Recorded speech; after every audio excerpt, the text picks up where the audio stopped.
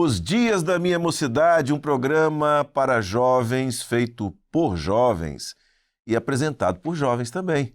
Está começando agora mais uma edição desse programa, desse encontro semanal tão gostoso que a gente tem, conversando com jovens aqui no estúdio, conversando com jovens no Brasil, conversando com jovens no exterior. Uma alegria estar com você. Você pode estar nos assistindo pelo canal 126, temos muitas pessoas que têm falado conosco, feito menção e que estão acompanhando a programação da Igreja Cristã Maranata através do canal 126 do sistema RO da Embratel, ou então através do canal 85 da Sky Livre, que é concorrente, né, que trabalha no mesmo formato, ou você pode estar nos assistindo pelo YouTube. Está no YouTube? Aproveita agora, ó, vai lá, curte, comenta, faz lá o seu comentário, diz de onde você é, interage com a gente, as mensagens que você enviar serão compartilhadas com a pessoa que está hoje sendo entrevistada e ela também pode responder as perguntas que você faça. Então não deixe de comentar e também compartilhe. Daqui a pouquinho você vai ficar sabendo um tema que é a continuação do que nós começamos na semana passada. Ah, não assistiu na semana passada? Então, assim que terminar esse, assiste para você pegar o fio da meada, tá bom? Agora você vai ver quem está aqui no estúdio hoje. Está aqui um grupo de jovens que não são daqui de Vila Velha, são nossos convidados, viajaram para estar aqui, daqui a pouquinho você vai saber de onde são, mas eu quero cumprimentar primeiro a doutora Renata, que está comigo aqui ao meu lado. A paz do Senhor, seja bem-vinda. A paz do Senhor, pastor Josias, aos jovens aqui presentes e vocês de casa. Muito bem. Minha colega Karina Aguirre. Paz do Senhor, Karina. Pai do Senhor, pastor Josias, Pai do Senhor Renato, Pai do Senhor aos jovens que vieram da região do Vale do Aço, pastor, de Minas Gerais. 8 horas de viagem. Aquela região de Vale do Aço, ou do Vale do Aço, né? Ela tem, salvo engano, são 3 cidades ali, né? Timóteo, Ipatinga e Coronel Fabriciano. Não é isso? São 3 cidades ali, uma próxima da outra. Tem muito pão de queijo lá? Tem, né? Muito bem, que coisa boa. Karina, fala o tema do programa que foi semana passada a primeira parte, hoje a segunda parte, e já pode tocar o barco com o nosso jovem. A gente vai estar dando continuidade ao tema as pressões que o jovem sofre. Nesse bloco a gente vai lidar mais especificamente com as pressões do lado profissional, de escola, pressões dentro da família e a pressão da constituição do lar. Eu já vou chamar a primeira jovem para ela fazer a pergunta. Fica à vontade, se apresenta e faz a sua pergunta. A paz do Senhor, meu nome é Maressa, sou de Ipatinga, Minas Gerais, da Igreja do Bom Jardim 3, Ministério do Pastor José Helder. E a minha pergunta envolve o lado profissional. Quando estamos lá no ensino médio, né, nós somos pressionados quanto à escolha e definição do curso, né, a questão profissional. Já quando a gente está cursando mais à frente, já somos bombardeados com as pressões sobre o sucesso. Então, como lidarmos com essas pressões? Aliás, doutora Renata, eu entendo em relação a essa pergunta que ela fez, que a Maressa fez. Obviamente, quando eu tinha 17 anos, eu não tinha essa perspectiva. Até porque eu sou de uma época onde não havia muitas oportunidades. Você tinha 4 ou 5 profissões que você podia seguir e tudo mais, que eram as mais importantes, e as famílias normalmente tinham certas reservas a outras profissões novas que estavam chegando. Mas hoje, numa realidade que nós estamos vivendo de mudanças tão intensas e tão rápidas, um jovem de 17 anos para já fazer uma escolha para o resto da vida dele é uma pressão grande. Enorme. Não é nada fácil, né? Na verdade, né, essa pressão pela escolha profissional, muitas vezes ela começa desde o início da existência do indivíduo, né? Dos pais, né, dos projetos que os pais têm para os filhos, na primeira infância, na educação infantil, né? Uma criança de hoje em dia já ouve falar de Enem desde muito pequena. Eu me lembro que no ensino fundamental, os professores na época falaram, vai cair na prova uma questão, provas cotidianas, matemática, presta atenção aqui, porque eu vou colocar uma questão de vestibular na prova de vocês, antes de eu saber o que era vestibular. Ensino fundamental. Então, é uma pressão que, desde muito novo, né, nós ouvimos falar sobre isso, né? Olha, quando você crescer, você tem que escolher uma profissão. e da importância também da profissão como a nossa identidade. Quando a gente se apresenta em qualquer local, o que perguntam? Nome e profissão. É quase como se a profissão fosse o seu sobrenome. Quem você é, o que você faz. E a profissão, de certa forma, né, ela pode também te dar um prestígio social. Então, veja bem a relevância, né, dessa escolha, e o tamanho da relevância, ela é proporcional, muitas vezes, à pressão, porque eu tenho que escolher o que eu vou fazer da minha vida, com o que eu vou trabalhar. Então, isso não é uma escolha nada simples, nada fácil. E é uma escolha, né, que, digamos que a gente não tem como escapar, porque o trabalho também é a nossa subsistência, a nossa sobrevivência, né, a fonte de renda. E o vestibular, o Enem, é uma coisa que, mesmo que a gente não comente com ninguém, eu vou fazer o vestibular, Enem, todo mundo termina o ensino médio, entrando ou não entrando na faculdade, passa pelo Enem. Então, é um tema, né, que traz muita pressão na vida dos jovens. E essa pressão vem muito relacionado o medo de escolher errado, ao medo de fracassar. Será que vai dar certo isso que eu vou escolher? Será que eu vou conseguir passar no Enem, passar no vestibular? Será que eu vou dar conta de fazer essa faculdade? Será que eu vou ter sucesso profissional nisso? Então, são muitos medos. E nesse momento, o jovem ele precisa assim, tentar se desvencilhar um pouco das expectativas externas. Dos pais, isso é difícil, é dificílimo, né? Dos amigos, tem que tentar se separar um pouco daquela pressão que vem do outro de você tem que escolher alguma coisa, você tem que passar. É preciso que o jovem, né, ele olhe um pouquinho para si e pense, né, o que eu quero profissionalmente, né? Eu quero terminar o ensino médio e estudar para um concurso público? Ou eu quero terminar o ensino médio e entrar numa faculdade? Que escolha me deixa mais confortável?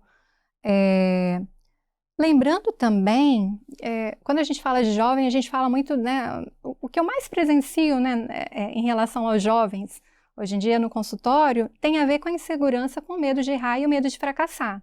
E às vezes esse medo de fracassar nem sempre é somente por ele próprio. O que meus pais vão achar se eu não passar? E os meus amigos? Que vergonha! É sempre uma certa, vou usar o termo aqui, de fantasia do que o outro vai pensar, uma coisa que nem aconteceu na realidade. O quanto que a gente carrega sempre no nosso imaginário o outro com a gente, né? Então, sempre isso está relacionado ao que o outro vai pensar. E, às vezes, o amigo lá, se você falar, não passei, o amigo naquela hora vai ficar triste, mas não vai nem lembrar, porque quem vai sofrer a consequência de não passar vai ser o jovem, que, infelizmente, vai ter que estudar, não sei, mais um ano para passar, né? E, às vezes, a gente precisa encarar isso como algo bom. Se eu quero passar, o que eu preciso fazer para eu passar? E como que eu posso fazer para me sentir mais seguro para estar encarando, seja a escolha profissional, seja a prova? Quanto à escolha profissional, por que eu estou escolhendo essa profissão? Eu me identifico com ela? Que critérios que eu estou utilizando nessa escolha? Eu tenho afinidade com os conteúdos, com as disciplinas deste curso? Eu vou procurar também saber com que se trabalha em determinado curso, porque não necessariamente aquilo que eu gosto profissionalmente. Eu posso gostar de filosofia, mas posso não querer ser professora e filósofa. Então, a gente tem que fazer essa distinção. É preciso levar em consideração também o mercado de trabalho, a empregabilidade, uma possibilidade de uma média em questão de renda, né? Qual Qual a média salarial dessa profissão? Isso está de acordo com a vida que eu quero viver? Então, são muitos fatores envolvidos. E que entra também, né, não tem como não entrar, o que meus amigos estão escolhendo, o que meus pais querem para mim, o que está em alta. Sobre aquilo que os pais querem, né, para o jovem, vou fazer um parênteses, por quê? Direta e indiretamente, o pai sempre quer o melhor para o filho. Nem sempre e os pais acabam influenciando, ainda que às vezes até indiretamente, ou sem expor tanto o que espera para o filho. Nem sempre isso vai estar em coerência com aquilo que o jovem quer para ele. E isso às vezes pode se tornar um conflito. Eu quero isso, meu pai quer aquilo. O que eu escolho? Então, é importante que o jovem ele pense nessa escolha, né, com base nele também, nos gostos, nas habilidades, nas competências que ele tem, porque afinal ele que vai estar ali, pelo menos, sei lá, de 6 a 8 horas por dia trabalhando naquela profissão. E quando há muitas vezes uma interferência do pai em determinada profissão, às vezes tem a ver também com uma certa frustração do pai. Eu queria ser isso, não consegui, quero me realizar no meu filho. Então, assim, atenção, pais, é preciso de um certo cuidado com isso. Com esse tipo de pressão. Quando a escolha do jovem está em coerência, o que meu pai quer para mim é a mesma coisa que eu quero para mim, ótimo, maravilha. Agora, quando isso está em conflito, é um tanto delicado. Tem um grande amigo, que, por coincidência, também é meu médico, que o filho dele queria fazer medicina. E ele tentou dissuadir o filho de fazer medicina, porque ele, como médico, sabia de tudo que para você chegar como um médico, como uma pessoa que tivesse uma carreira consolidada. Ele sabia de tudo pelo que era necessário passar, e ele começou a incentivar o filho a fazer direito. Não faz medicina, faz direito, não faz medicina, faz direito. Aí o filho falou, tá bom. Fez vestibular, passou para direito, cursou direito, terminou o curso, no dia da formatura recebeu lá o diploma, entregou para o pai e falou assim, esse diploma é seu, agora eu vou fazer medicina. Entendeu? Uhum. E isso traz à tona um aspecto interessante. Para o jovem, 1 ano parece que é uma eternidade. Uhum. Para nós, não. Eu consigo fazer planejamentos para daqui a 5 anos sem problema nenhum. E cada dia vai ser um dia. É interessante, eu conversando com jovens quando começam a namorar e vão conversar com o pastor e tal, aquela coisa, eu disse, olha, vocês têm qual o projeto de vocês para o futuro, para casamento? Ah, pastor, não estou pressionando ninguém. Eu quero saber o seguinte, vocês têm um projeto? Ah, mas eu estou terminando a faculdade, você termina em quanto tempo? Ah, em 2 anos, perfeitamente. Construam um projeto, que seja daqui a 4 anos, não tem problema. Só que, se for daqui a 4 anos, amanhã tem um dia a menos. Ou seja, você vai dar um passo por vez até chegar no momento certo. É melhor você ter um projeto do que nenhum. Pode ser que o projeto não se consolide, mas você não pode entrar numa caminhada sem ter um projeto, sem ter um planejamento, ou entrar num projeto sem ter um planejamento. Então, esse ano eventualmente perdido, né, isso passa rápido. Sim. Né? É uma coisa que vocês, jovens, e eu me lembro disso numa das pós-graduações que eu fiz, uma pergunta que me foi feita, assim, como você se imagina daqui a 5 anos, como você se imagina daqui a 10 anos? Eu nunca tinha parado na época para pensar nesse aspecto. E a partir daí passei a considerar todo esse tipo de reflexão na minha vida sobre todos os aspectos. Da compra de uma casa, da compra de um bem, de um projeto profissional, de um curso que quer fazer. Então, perder uma prova de vestibular, ou perder em uma prova de vestibular e não conseguir acessar de primeira, não é o fim do mundo. Né? Então, isso é uma coisa que ajuda para usar uma expressão que eu usei no programa passado, despressurizar. Sim, Né? sim. Importante isso que o senhor trouxe, pastor, porque, na verdade, nisso nem tudo é perdido, porque se eu não conseguir nesse ano, Enem tem todo ano. Sei que o jovem não gosta de ouvir isso, Mas se eu não conseguir agora e continuar estudando, eu vou estar um pouco mais preparado. Eu não vou chegar assim, zerado, para o ano que vem, porque eu já tive uma trajetória de estudos esse ano. E aí eu vou avaliar também onde foi que eu falhei, que metodologias em relação ao meu estudo eu preciso estar modificando para eu poder me preparar melhor para o próximo ano. E aí entra esse aspecto que é da falibilidade humana, da capacidade nossa de errar. A gente precisa incluir isso no nosso projeto. Porque nós, seres humanos, nós erramos. Por mais que a gente não queira, a gente erra. E o jovem ele precisa considerar isso para poder trazer uma leveza na sua pressão, né? Na pressão que há sobre eu tenho que conseguir de qualquer custo, tem que dar certo, eu tenho que passar esse ano. Calma. E quando a gente entende que se não for agora, eu tento de novo, eu vou fazer. Lógico que, quando eu digo isso, é diferente, não é se conformar, é aceitar o erro. Eu vou me preparar dentro do que eu posso, fazendo o meu melhor. E no dia eu vou desempenhar o desempenho, né? Eu vou executar o desempenho que eu conseguir. Se não der certo, né? O que eu vou fazer a partir disso é outra história. Mas eu vou dar o meu melhor. E quando a gente inclui a possibilidade de erro, acho que as coisas elas ficam um pouco mais leve e mais palpáveis. Sobre isso, né, eu tenho uma experiência a contar. Quando eu era jovem e... não fala isso. Já Estou me sentindo um ancião. Mas já tem um tempinho aí, quando eu era mais jovem. Isso, agora né? ficou melhor. E fui tirar carteira, habilitação de motorista.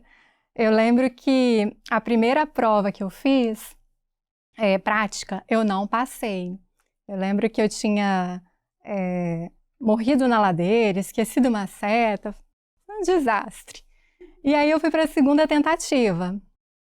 Nessa segunda tentativa, eu cheguei lá toda nervosa, toda apreensiva, tenho que passar, né? Até mesmo porque envolvia questões financeiras, não vou ter que pagar mais uma prova, enfim, uma série de coisas. E eu estava tão nervosa para aquela prova, e entrei no carro muito nervosa.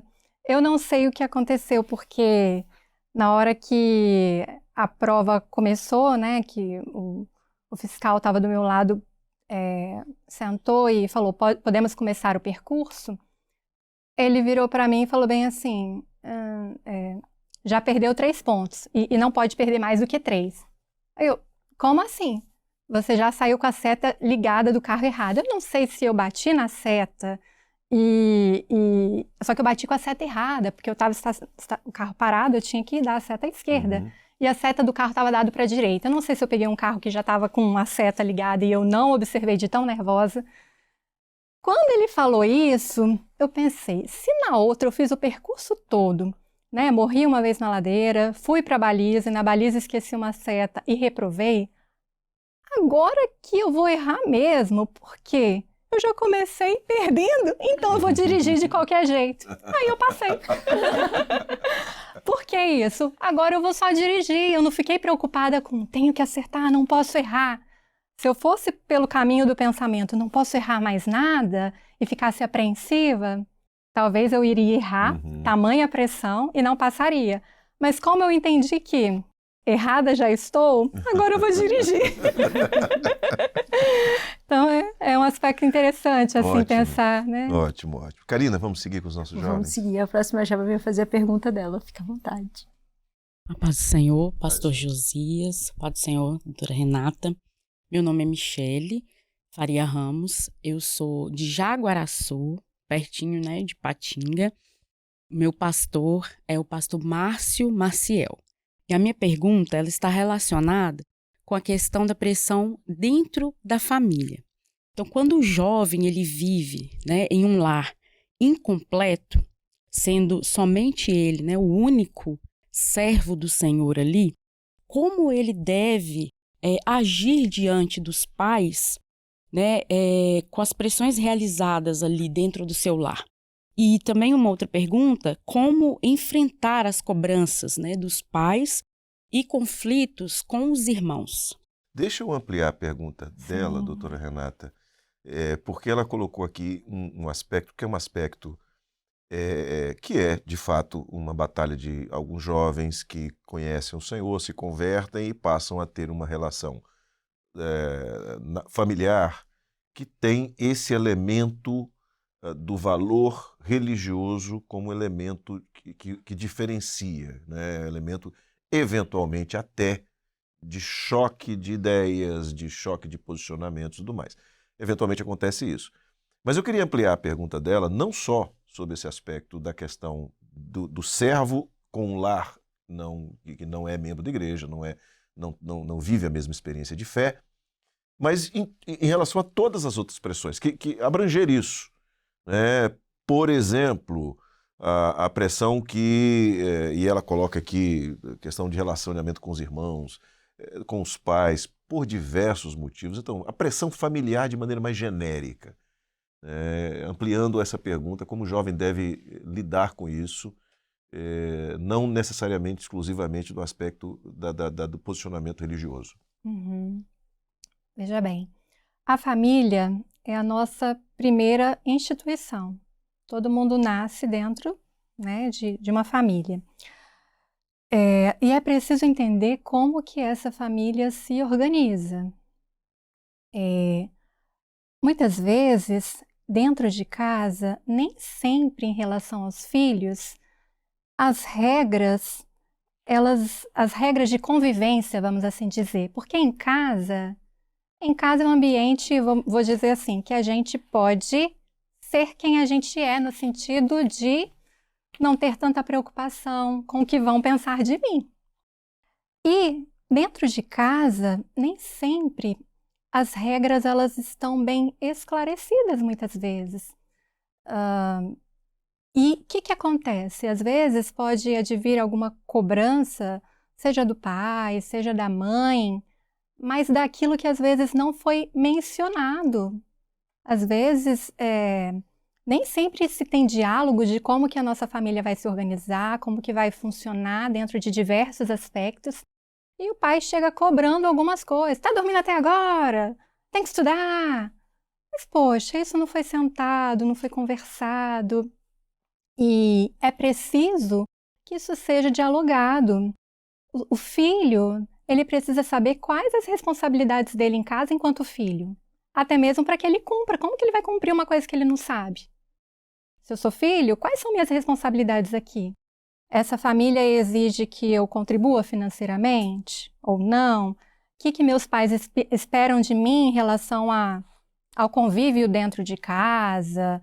Se eu tenho horário ou não para chegar em casa? Então, algumas coisas precisam ser conversadas justamente para não ser diretamente cobrada, porque o conflito às vezes vai vir de uma cobrança de algo que não foi explícito, ficou implícito. E aí, às vezes, o pai até, assim, no seu jeito leigo, acha, tá subtendido, ele entende.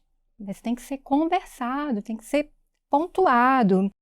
E aí, é preciso que os filhos, né, e todos saibam do modo de organização dessa família. Acerca de problemas familiares,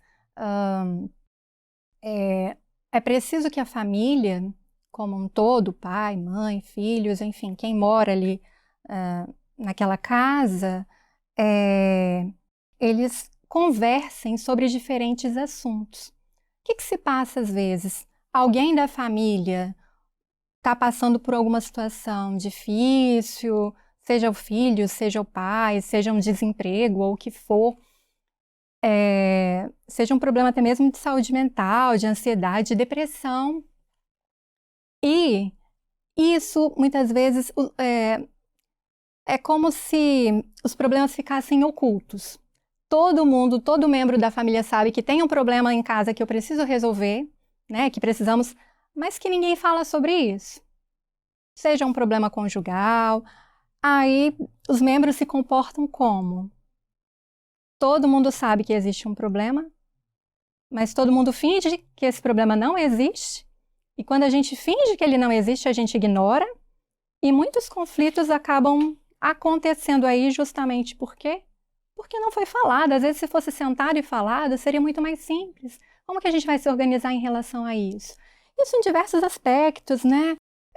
Às vezes o pai ele precisa falar também qual a situação financeira que nós estamos vivendo aqui dentro desta casa, para que eu te exija economia. Então, é preciso que exista esse diálogo. E os pais precisam ter uma certa atenção, né, no sentido de não poupar tantos filhos naquilo que eles têm responsabilidade de saber e fazer algo. Se a família, por exemplo, está passando por alguma situação financeira, eu não posso me comportar como se não houvesse e tratando tudo de uma maneira, né, proporcionando alguns confortos ao filho e fazendo um sacrifício, né?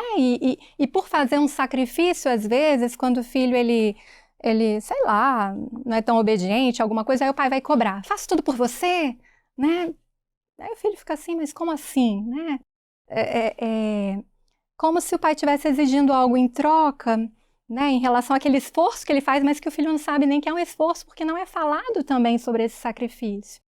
Então, é necessário que a gente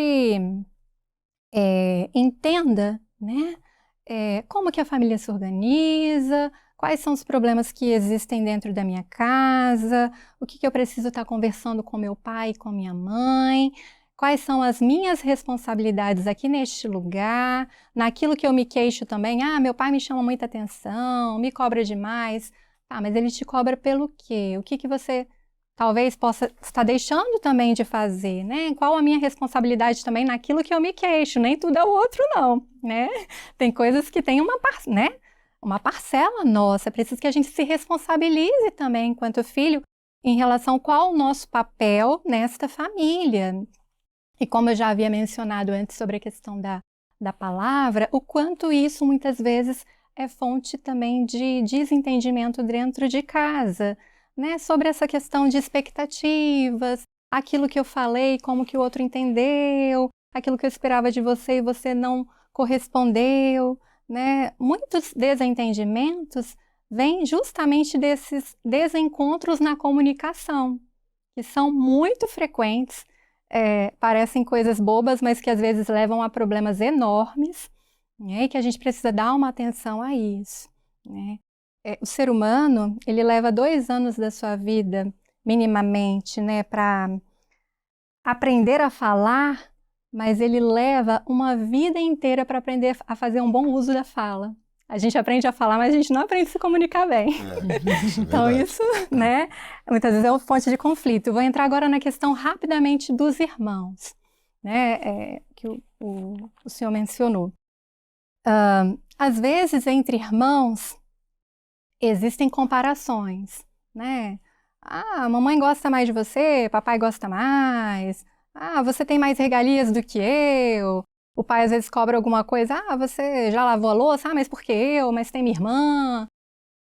Né? Isso eu acho que é muito comum, né? Dentro de um ambiente familiar. E a gente precisa entender que... E nisso os pais muitas vezes se comportam como... Eu amo vocês, eu amo todos iguais.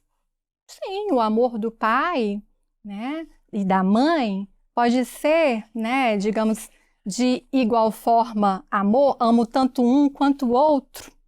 Mas nas relações sociais a gente tem identificações. Eu me identifico mais com o filho mais velho ou com o mais novo, isso me aproxima mais desse ou daquele. Esse demonstra mais amor por mim do que aquele, expressa mais.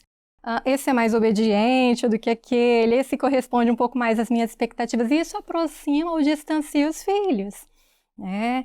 Mas não quer dizer que não se tem amor, mas que às vezes entra numa certa competição entre os irmãos acerca disso. E comparações, né? Eu entendo que às vezes os pais talvez vão por uma via de um certo princípio da equidade, que é diferente da igualdade. Eu vou, às vezes, dar um pouco mais de atenção àquele que mais precisa. Não quer dizer que eu amo mais, mas esse eu sei que eu preciso ter um cuidado maior, sei lá, porque ele tem mais dificuldades, né? O que eu preciso estar acompanhando melhor, né? Eu costumo dizer o seguinte, que a melhor coisa para resolver uma briga entre irmãos é quando alguém de fora vem briga com um deles. Aí o outro sai em defesa, é sangue do sangue, é uma questão instintiva, é coisa impressionante isso, né? Isso é muito interessante. Bom, a gente vai ter agora a participação de um jovem de fora, o jovem Daniel Valentim Zimmerer, ou Zimmerer, exatamente, da Igreja Cidade Nobre, em Ipatinga, Minas Gerais. Ele vai falar sobre um testemunho. Fala, jovem.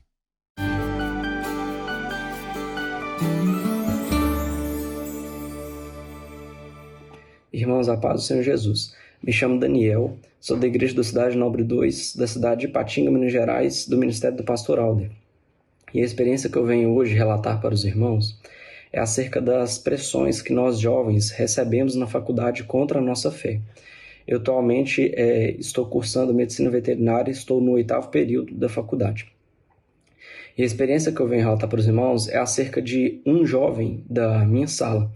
Desde o início do curso, o Senhor tem me dado a oportunidade de evangelizar os colegas de sala, de trazer uma mensagem para aqueles necessitados, mas em especial este jovem, sempre que o Senhor me dá uma oportunidade ali de conversar com ele acerca da obra, acerca do plano do Senhor para as nossas vidas, ele sempre arrumava algum jeito de escarnecer, de zombar da minha fé, de falar que tudo aquilo que eu estava dizendo não era verdade. Né? Então, sempre acontecia isso. Eu abordava ele, evangelizava ele, mas ele sempre zombava da minha fé. Mas até que chegou um dia, em uma aula, eu lembro que essa aula estava sendo ministrada pela professora, ela abordou sobre o tema, sobre a origem da vida. E chegou um certo momento da aula em que essa professora ela nos passou um vídeo. E o vídeo ele abordava toda a complexidade da formação da vida, né? E eu lembro que nesse dia, essa professora, ela, ao final da aula, ela trouxe uma reflexão sobre a origem da vida, sobre a obra criadora, sobre tudo que Deus fez. E eu lembro que nesse dia, ao final desta aula, o Espírito Santo tocou no meu coração e me deu a oportunidade de falar para todos ali que estavam na sala que, além da obra criadora de Deus, Deus tinha uma eternidade para cada um de nós. E eu me lembro que o Senhor, aquele dia foi uma operação maravilhosa do Senhor, porque todos da sala foram tocados, mas em especial este jovem de todos ali foi o que foi mais tocado pelo Senhor, o que mais se quebrantou na presença do Senhor. E ao final da aula eu fui conversar com ele, ele não entendeu porque ele estava assim, né? Mas eu disse para ele, olha, isso é uma operação do Espírito Santo na sua vida, porque o Senhor tem um plano para você. Então, irmãos, fica essa experiência que, apesar daqueles que zombam da nossa fé, que tentam fazer uma pressão contra a nossa fé, o Senhor também tem um plano para eles. Amém? Todos a paz do Senhor Jesus. Amém, Daniel. Obrigado por sua participação. Mais uma vez, um grande abraço para os nossos irmãos aí da igreja no bairro Cidade Nobre, em Ipatinga, Minas Gerais. De fato, você concluiu muito bem quando você diz o Senhor tem um plano. Então, no nosso plano, seu plano, o plano era de fazer medicina veterinária. Você entrou nesse projeto, normalmente o jovem, naturalmente, ele busca do Senhor os sinais, e quando o Senhor nos conduz, ele nos conduz para nos usar, né, para sermos vasos em suas mãos. O Senhor faz isso. Então, no projeto de Deus, que está acima do seu projeto, está acima do projeto do jovem, é o projeto de Deus, o Senhor tinha essa experiência para ser vivida.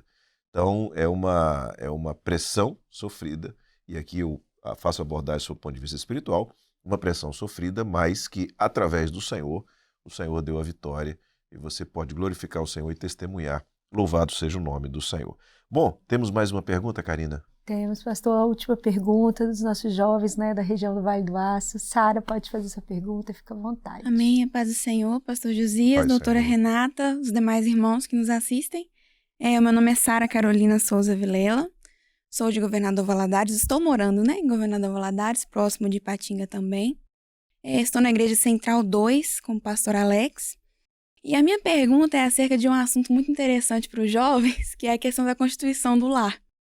A pergunta é a seguinte: nós somos sempre instruídos em questão à ordem como as coisas devem ser feitas, né? Estabilizar primeiro a vida espiritual, depois a profissional, depois a afetiva. Sentimental, né?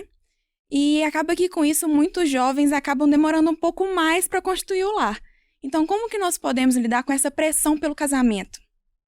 Essa é a pergunta. Então, se o jovem ele tem como base constituir o seu lar dentro dessas prioridades que você mencionou, né? A vida espiritual, profissional e depois a constituição do lar, foi isso? Ele vai seguir aquilo que ele quer. Se ele acha que isso é o melhor para ele, ele vai respeitar o desejo dele. Às vezes pode ser que ele sofra pressões, né? Seja de amigos, seja de outras pessoas, né, mais velhas, acerca de não vai casar não, né? Não namorou ainda, mas é preciso que ele esteja, né, firme no propósito, naquilo que ele determinou para ele escolheu para ele, que não ceda, né, a isso porque estão cobrando dele um relacionamento, afinal ele que vai se relacionar. Então ele tem que analisar qual o melhor momento da vida dele para ele se relacionar. Eu quero me relacionar quando? Eu quero me relacionar quando eu já estiver formada? Eu quero me relacionar quando eu já adquiri minha casa própria? Quando que é o melhor momento para mim investir nisso no sentido de estar aberta a essa possibilidade de me relacionar com alguém? Então o jovem ele não pode perder de vista aquilo que é o objetivo dele, aquilo que de certa forma é um projeto de vida que ele traçou para ele, que ele sonhou, que ele planejou, que ele se projetou de uma certa forma, né? Dentro aí de uma expectativa de vida e de tempo. É interessante que ele não perca de vista aí, né? Não perca de vista, né, isso que ele traçou para ele. Até mesmo porque constituir um lar é uma coisa muito séria, né?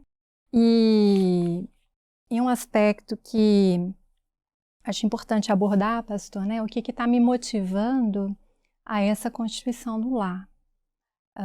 Por quê? Pela minha experiência clínica, eu escuto diversas histórias, né? E é triste, assim, quando algumas pessoas elas são levadas a uma constituição no lar enquanto uma fuga. Casei nova porque eu queria sair de casa porque eu tinha um pai que tinha problema com alcoolismo, ou eu estava numa casa em que havia violência doméstica. E aí é triste quando isso acontece porque a constituição no lar, aquilo que era para ser uma coisa boa, uma realização, às vezes pode ser feita de uma maneira precipitada e de qualquer jeito para fugir de um problema, não porque eu quero isso, né? Então, assim, se a situação dentro de casa é adversa, a gente tem que buscar outros meios, não, porque senão eu vou arrumar um outro problema no lar que eu constituí de qualquer forma. Você pula da panela para o fogo. Uhum. Você acha que está se livrando de uma coisa e está criando outra totalmente diferente. Tem uma expressão que você utilizou aqui, quem vai viver é você. Casamento com ônus e bônus, só para usar uma situação da constituição do lar. Você tem o ônus e o bônus de todas as etapas, essas etapas. Obviamente, aqui eu falo na condição de pastor, né? Estando pastor e lidando com jovens e com jovens casais e que estão construindo a sua vida. Eu me lembro muito bem de um casal que tinha projeto, cada um deles tinha um projeto muito interessante, muito desafiador. Estavam projetando para a sua vida profissional alcançar algo, cada um deles na sua área de atuação, algo que estava muito adiante, né? Cargos e funções muito bem remuneradas, ou seja, estavam pensando alto, mas os projetos não não podiam ser vividos juntos. Um era para um lado do Brasil, outro era para o outro lado do Brasil, um era na área do direito, outro era na área de medicina, e eles estavam namorando e eu conversei assim, olha só, vocês têm que tomar uma decisão, ou uma coisa ou outra, né? Se vocês vão construir, não é bem uma aventura porque nós temos o Senhor, mas não tivesse o Senhor seria uma aventura a dois, um casamento. Mas é algo novo que se começa e que necessariamente precisa ser vivido a dois, e os dois projetos não quer dizer que eles são iguais, mas eles precisam ser complementares e precisam ser compatíveis. Foi a expressão que você usou aqui agora, Sara. Então, isso tem que ser levado em consideração, tá? Quem vai viver, aqui eu estou repetindo mais uma vez o que a doutora Renata falou, quem vai viver é você. Então, os outros estão fazendo pressão, relaxe, né? Pastor, eu falo por uma experiência própria da minha vida. Eu ia falar de você, Karina, mas já que você resolveu falar... Mas eu queria falar para os jovens que no momento certo, que quando é do Senhor, quando tem que acontecer, acontece Isso. da forma mais maravilhosa possível que o Senhor determinou. Eu falo por experiência própria, então... Muito bem. Bom, a gente já está caminhando para o final, infelizmente o tempo é curto, e a gente traz agora uma palavra, uma mensagem que foi gravada por um querido companheiro, pastor, missionário, porque faz parte da Missão Amazônia, está sempre na Missão Amazônia, e tivemos a oportunidade de viajar algumas vezes nessa missão. Ele é dentista, né, da odontologia e faz um trabalho ali na missão notável, junto, claro, com os demais. Pastor Poliano Venturini. Então, fala, pastor.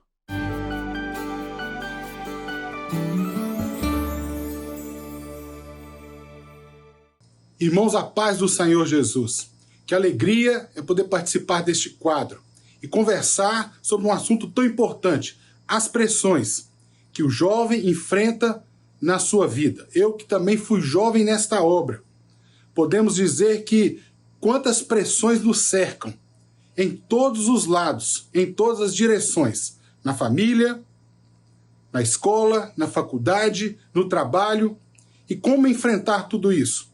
Através da direção da palavra de Deus. Eu convido a você a meditar num texto da palavra que está em Romanos capítulo 12, versículo 2, que diz assim: não vos conformeis com este mundo. Este é o mundo que está diante dos jovens para tentar corrompê-lo, mudar os seus conceitos e as suas opiniões. O jovem desta obra, ele só vence as pressões quando ele guarda a palavra de Deus no seu coração. E através da renovação desse entendimento, de uma doutrina revelada, ele pode então vencer o mal. Ele pode vencer aquilo que vem contra ele para tentar tirar aquilo que ele tem de mais precioso, que é a bênção do Espírito Santo. E na mocidade, é o momento onde o jovem ele toma as escolhas mais importantes da sua vida, que é a definição profissional, que é a constituição do lar e tantas outras escolhas no seu dia a dia. E como saber como fazer a escolha melhor?